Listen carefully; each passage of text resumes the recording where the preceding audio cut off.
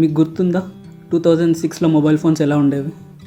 Just yes అని ఒక letter type చేయడానికి 7 కీని 4 టైమ్స్ ప్రెస్ చేయాలి. మ్యూజిక్ వినాలంటే ఫోన్తో పాటు వాక్మ్యాన్ కూడా క్యారీ చేయడం. స్టైలెస్తో టచ్ స్క్రీన్ని బలవంతంగా ఆపరేట్ చేయడం. మొబైల్ గేమ్స్ అంటే ఉన్న ఒకే ఒక ఆప్షన్ స్నేక్. ఈమెయిల్స్ చెక్ చేసుకోవాలంటే కంప్యూటర్ కావాల్సిందే. 2006 వరకు మన మొబైల్ ఫోన్స్ పరిస్థితి ఇది. But 2007 January 9th everything has changed. Every once in a while, a revolutionary product comes along that changes everything. One man, one announcement, one device ప్రపంచం మొత్తాన్ని మార్చేసింది. Crazy విషయం ఏంటంటే ఇంత రివల్యూషనరీ ప్రొడక్ట్ క్రియేట్ చేసిన Apple company దానికి just 10 years ముందు almost bankrupt అయ్యే సిచ్యువేషన్లో ఉండే అని మీకు తెలుసా? These days, the company is hurting, laying off workers and scaling back production. 1997లో Apple was at its lowest. Company దగ్గర జస్ట్ 90 daysకి సరిపడా క్యాష్ ఉంది. అలాంటి డెస్పరేట్ సిచ్యువేషన్లో Apple board of directors Steve జాబ్స్ని రీహైర్ చేయాలని డిసైడ్ చేశారు. స్టీవ్ జాబ్స్ని 12 years ముందు ఫైర్ చేసిన సేమ్ బోర్డ్ మళ్ళీ తననే హైర్ చేసుకున్నారు, ఆల్మోస్ట్ డెడ్ కంపెనీని మళ్ళీ బ్రతికించడానికి. యాపిల్కి తిరిగి రాగానే స్టీవ్ జాబ్స్ చేసిన ఫస్ట్ మిరాకిల్ ఇండస్ట్రీలో తనకి ఆర్చ్ రైవల్ అని చెప్పుకున్న మైక్రోసాఫ్ట్ ఓనర్ బిల్ గేట్స్తో యాపిల్ కంపెనీలో $150 million ఇన్వెస్ట్ చేయించడం. దానివల్ల కంపెనీ బ్యాంక్రప్ట్ అవ్వకుండా ఉంది. ఆ విధంగా మైక్రోసాఫ్ట్ యాక్చువల్లీ సేవ్డ్ యాపిల్. 1998లో యాపిల్ చాలా రోజుల తర్వాత ఒక సక్సెస్ఫుల్ ప్రోడక్ట్ని లాంచ్ చేసింది, అదే ఐమాక్ పర్సనల్ కంప్యూటర్. కానీ యాపిల్ని యాక్చువల్గా గట్టెక్కించింది మాత్రం 2001లో లాంచ్ చేసిన iPod. This amazing little device holds 1,000 songs. And it goes right in my pocket. IPod ఎంత సక్సెస్ఫుల్ అయ్యిందంటే 2001లో $5 billion ఉన్న యాపిల్ మార్కెట్ క్యాప్ 2006కి $72 billion టచ్ చేసింది. అంత పెద్ద సక్సెస్లో కూడా జాబ్స్కి ఒక ప్రాబ్లం కనిపించింది, అదే ఐఫోన్కి దారితీసింది. ఐపాడ్ హ్యూమంగస్ సక్సెస్ తర్వాత స్టీవ్ జాబ్స్ ఫోన్ గురించి ఆలోచించడానికి main reason future risk assessment. What if iPod stop selling? End of the day iPod అనేది just a music playing device.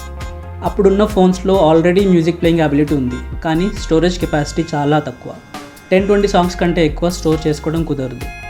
IPod hit అవ్వడానికి మెయిన్ రీజన్ అదే, thousands of songs in one device. So మార్కెట్లో ఉన్న phones storage ఇష్యూస్ని solve చేసుకుంటే iPod అవసరం లేకుండా పోతుంది. అదే జరిగితే యాపిల్ మళ్ళీ కష్టాల్లోకి వెళ్తుంది.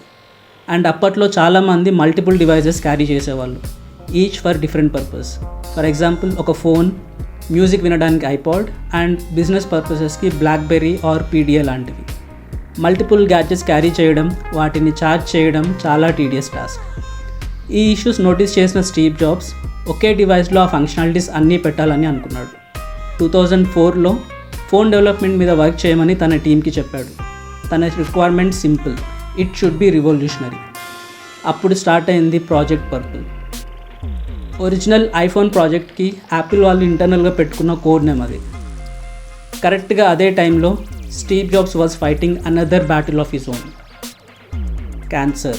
About a year ago, I was diagnosed with cancer. I had a scan at 7:30 in the morning, and it clearly showed a tumor on my pancreas.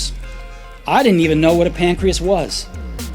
The doctors told me this was almost certainly a type of cancer that is incurable, and that I should expect to live no longer than 3 to 6 months. July 2004లో cancer ట్యూమర్ని remove చేయడానికి Steve జాబ్స్కి surgery జరిగింది.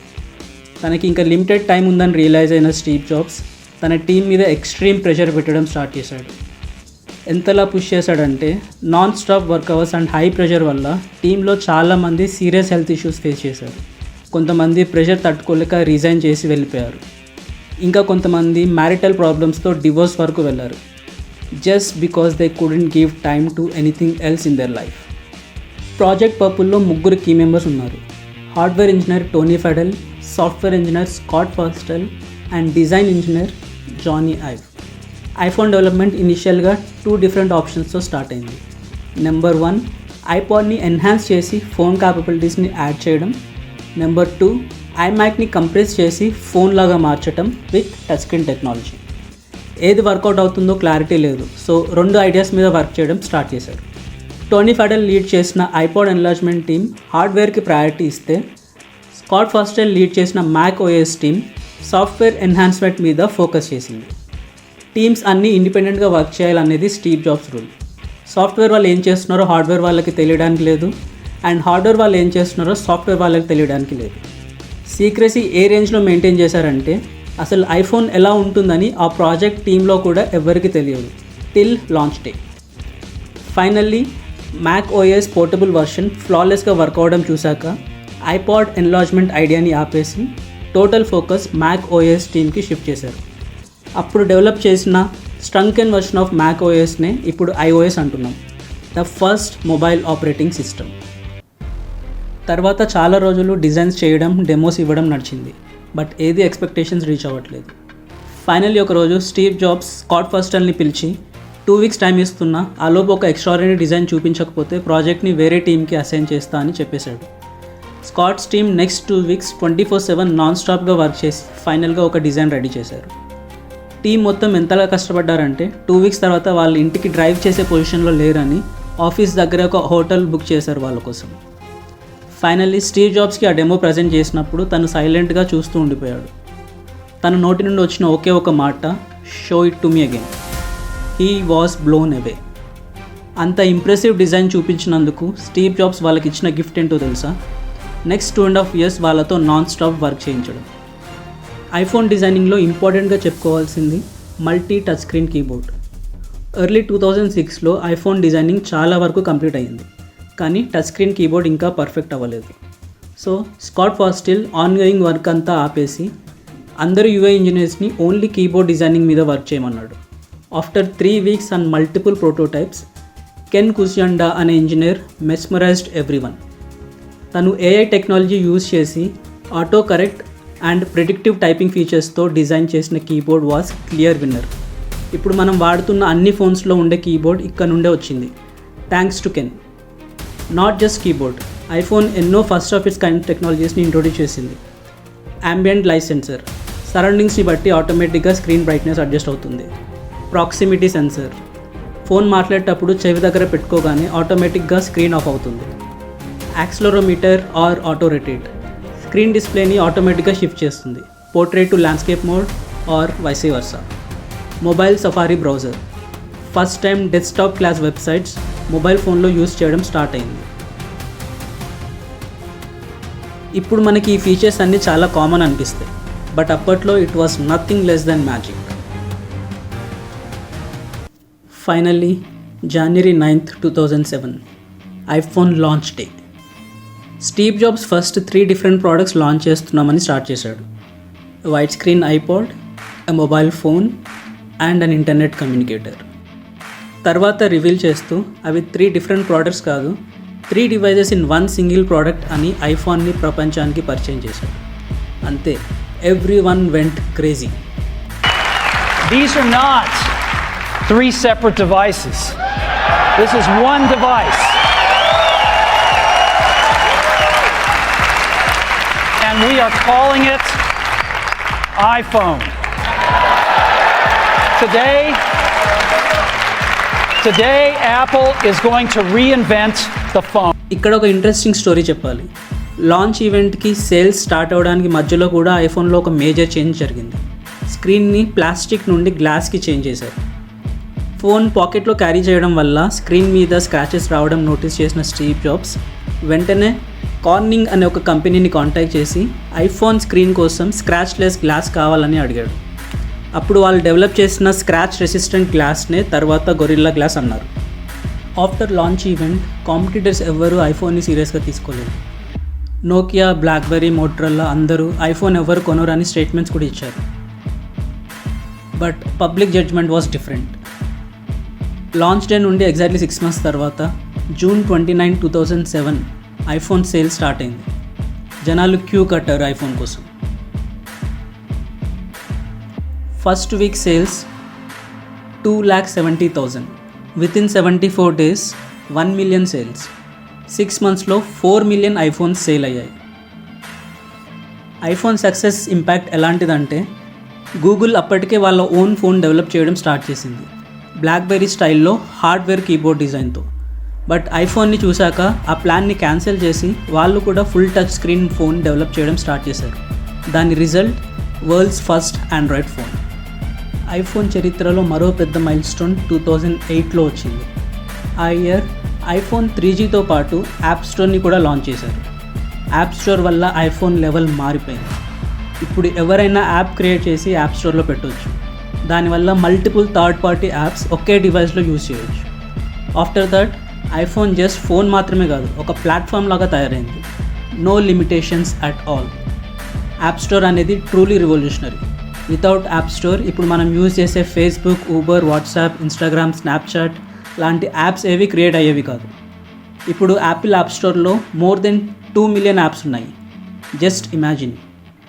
2024లో only app store ద్వారా యాపిల్కి వచ్చిన revenue అక్షరాల $1.3 trillion.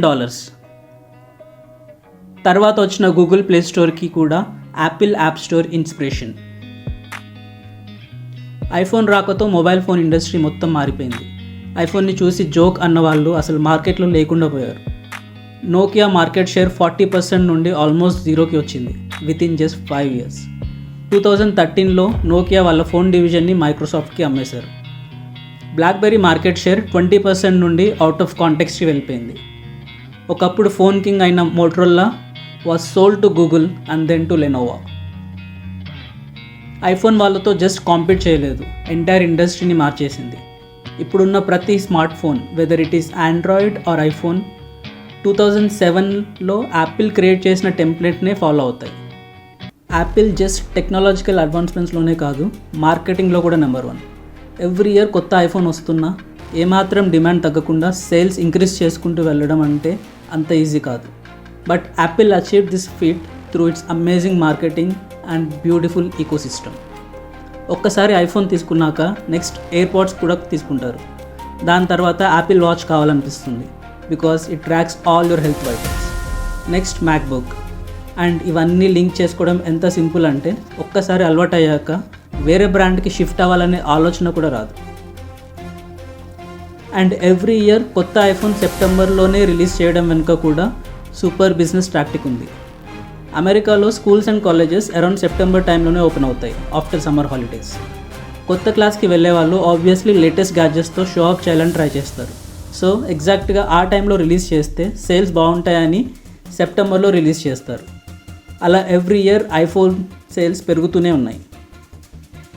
IPhone history అంతా పాజిటివ్ అచీవ్మెంట్సే కాదు, కొన్ని డిజాస్టర్స్ ఛాలెంజెస్ కూడా ఉన్నాయి. ఐఫోన్ 4 రిలీజ్ అయినప్పుడు దాన్ని ఒక పర్టికులర్ వేలో హోల్డ్ చేస్తే సిగ్నల్ పోయేది. అప్పుడు ఒక కస్టమర్ రాసిన ఈమెయిల్కి స్టీవ్ జాబ్స్ ఇచ్చిన రిప్లై చాలా వైరల్ అయింది అండ్ కంపెనీకి PR డిజాస్టర్ లాగా మారింది.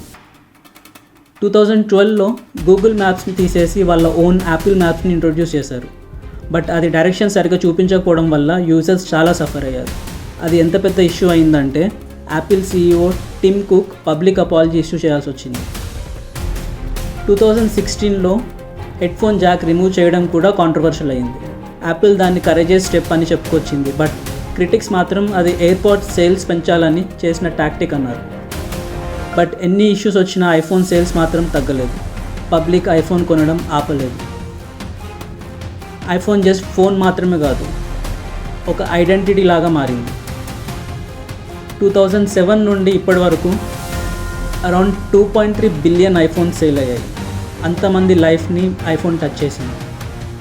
2024లో ఐఫోన్ ద్వారా యాపిల్కి జనరేట్ అయిన రెవెన్యూ $200 బిలియన్. సింపుల్గా చెప్పాలంటే ఐఫోన్ని ఒక సపరేట్ కంపెనీ లాగా లిస్ట్ చేస్తే అది కూడా Fortune 10 లిస్ట్లో ఉంటుంది. ఐఫోన్ స్టార్ట్ చేసిన smart phone era just technology రివల్యూషనే కాదు, కొత్త ఇండస్ట్రీస్నే క్రియేట్ చేసింది. యాప్ డెవలప్మెంట్ అనేది $1 ట్రిలియన్ ఇండస్ట్రీ అయింది. మొబైల్ గేమింగ్ కన్సోల్ గేమింగ్ కంటే పెద్ద ఇండస్ట్రీ అయింది. కాంటెంట్ క్రియేషన్ ద్వారా యూట్యూబర్స్, ఇన్స్టాగ్రామ్ ఇన్ఫ్లుయెన్సర్స్, టిక్టాకర్స్ అని ఇలా కొత్త కెరియర్స్ ఇవాల్వ్ అయ్యాయి. గిగ్ ఎకానమీ ద్వారా Uber drivers, Swiggy delivery partners అంటూ ఎంతోమందికి లైవ్లీహుడ్ క్రియేట్ అయింది. Millions of jobs, billions of lifes, all because of one device. Just ఇండస్ట్రీస్ని మాత్రమే కాదు, మన వే ఆఫ్ లైఫ్ని కూడా పూర్తిగా మార్చేసింది iPhone. Just think about it. ఇప్పుడు ఆల్మోస్ట్ ప్రతి దానికి మనం ఫోన్ మీదే డిపెండ్ అవుతాం. మార్నింగ్ లేవడానికి అలారం దగ్గర నుంచి నైట్ పడుకునేదాకా ఫోన్ లేకపోతే నడవదు. Shopping, banking, bill payments, investments లాంటి క్రిటికల్ థింగ్స్తో పాటు everyday things like navigation, ordering food, booking cabs, watching movies అంతా ఫోన్లోనే. ఆఖరికి డేటింగ్ కూడా ఫోన్లోనే. Smart phone didn't just change our lifes, it became our lifes. And of course flip సైడ్లో ఎన్నో ప్రాబ్లమ్స్ కూడా క్రియేట్ చేసింది, ముఖ్యంగా ఫోన్ అడిక్షన్. ఒక యావరేజ్ పర్సన్ రోజుకి 96 టైమ్స్ ఫోన్ చెక్ చేస్తాడు, అంటే ఎవ్రీ 10 మినిట్స్కి ఒకసారి. సాడ్ థింగ్ ఏంటంటే చిన్నపిల్లల్లో కూడా ఫోన్ అడిక్షన్ ఎక్కువ అవుతుంది. సోషల్ మీడియా వల్ల మెంటల్ హెల్త్ ఎఫెక్ట్ అవుతుంది. Depression, anxiety and sleep issues ఎక్కువ అవుతున్నాయి. ప్రైవసీ కన్సర్న్స్, మనం ఎక్కడికి వెళ్తున్నాం, ఏం కొంటున్నాం, ఎవరితో మాట్లాడుతున్నాం అండ్ ఏం చేస్తున్నాం అనే డేటా మొత్తం కంపెనీస్ ట్రాక్ చేస్తున్నాయి. ఫేక్ న్యూస్ స్ప్రెడ్ చేయడం చాలా ఈజీ అయిపోయింది. అటెన్షన్ స్పాన్ తగ్గిపోయింది. 10 మినిట్స్ కూడా ఫోన్ చూడకుండా ఉండలేకపోతున్నాం. ఐఫోన్ స్టోరేజ్ కాంప్లెక్స్, అది బ్లాక్ అండ్ వైట్ కాదు, it's grey. iPhone brought us together and pushed us apart, made us smarter and more distracted, gave us freedom and made us dependent, created opportunities and created problems too. iPhone అనేది Steve Jobs' greatest achievement and his most complicated legacy. 90 డేస్లో close అవ్వడానికి రెడీగా ఉన్న company $3.5 trillion umpire అయ్యింది. Critics joke అని కొట్టిపడేసిన phone 2.3 billion లైఫ్స్ని touch చేసింది. This is the journey of iPhone from 2007 announcement to 2025 reality. World before iPhone ఒక ancient history లాగా అనిపిస్తుంది. వరల్డ్ ఆఫ్టర్ ఐఫోన్ని మన కళ్ళ ముందు చూస్తున్నాం. What was your first reaction when you saw that? $500 fully subsidized with a plan? I said, that is the most expensive phone in the world, and it doesn't appeal to business customers because it doesn't have a keyboard, which makes it not a very good email. IPhone మీద మీ opinion ఏంటి? Do you think it change the world or us? కామెంట్స్లో చెప్పండి. అలాగే మీరు వాడిన first phone గుర్తుంటే comment చేయండి. ఈ వీడియో నచ్చితే లైక్ చేసి మీ ఫ్రెండ్స్ అండ్ ఫ్యామిలీ మెంబర్స్తో షేర్ చేయండి. ఇంకా ఇలాంటి వీడియోస్ కోసం ఛానల్ని సబ్స్క్రైబ్ చేసుకోండి. Thank you.